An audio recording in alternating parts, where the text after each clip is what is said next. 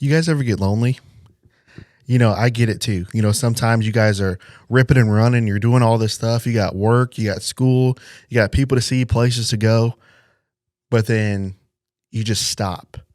And sometimes that feeling hits, right? I hope that as we learn to feel this feeling, that what we're going to look at today can hopefully help you and hopefully encourage you to work through this in the right way. So we can't wait to look at it with you guys.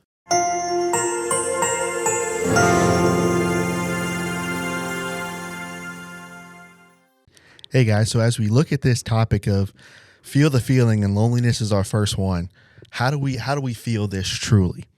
Here's the first thing. Don't dismiss it. A lot of times when friends, family, whoever it is, brethren, they come to you and they have this feeling of loneliness, a lot of times we try to put a quick band-aid on it, right? And we try to then compare situations. Well, you're doing better than others.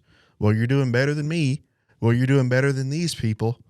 So then therefore we're not having any empathy or any compassion towards that person that's in front of us now.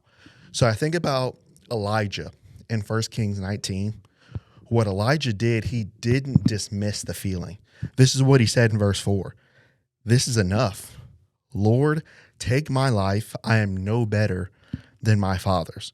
He had gotten to such a low point that he felt like, look, I'm done. And sometimes, guys, that's the feeling that you're going to get to in life. Things are going to get busy. There's job problems. There's money problems. There's family problems. There's all these things. This is just too much. This is too much.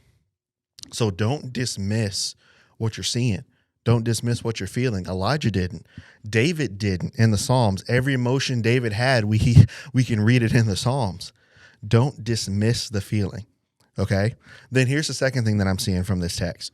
So in order to feel loneliness, don't dismiss that you're feeling it. But then two, as we look at it, sometimes you got to stop doing. You know how we mentioned before, you're ripping and running, you're going here, you're helping people there, you're serving people there, you're doing everything for everybody else.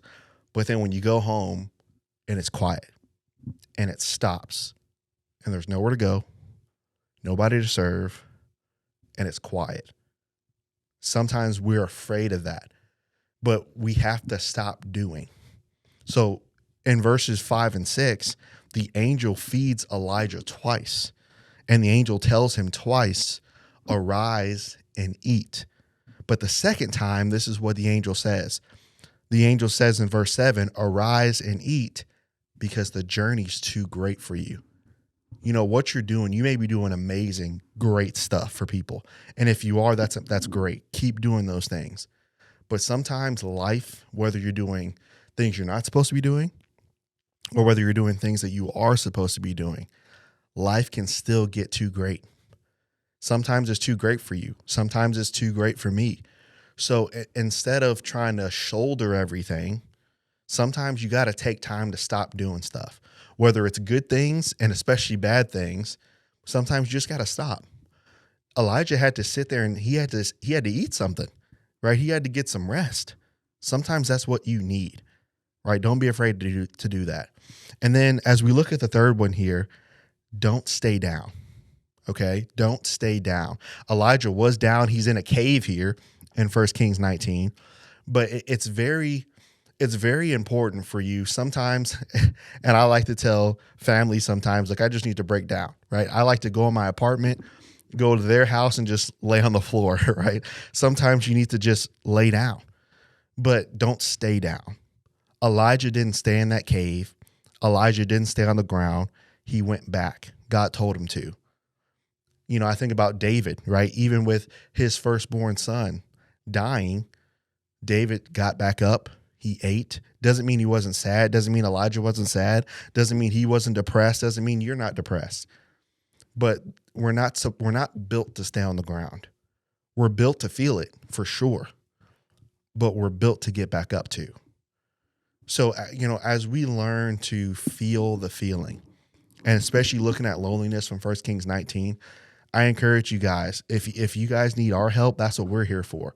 We're here to pray for you, to help you. That's what we do here. So definitely leave a comment. Let us know if there's a feeling or if there's something that you guys want to talk about. Leave it in the comments. Let us know. We'd love for you guys to do that and really just be encouraged. So subscribe to the page, become part of our podcast family here. This is kind of an installment that's new, and we want to keep this going, and we just want to find ways to encourage people. So love you guys, appreciate you guys, and hopefully we'll see you guys for episode 2.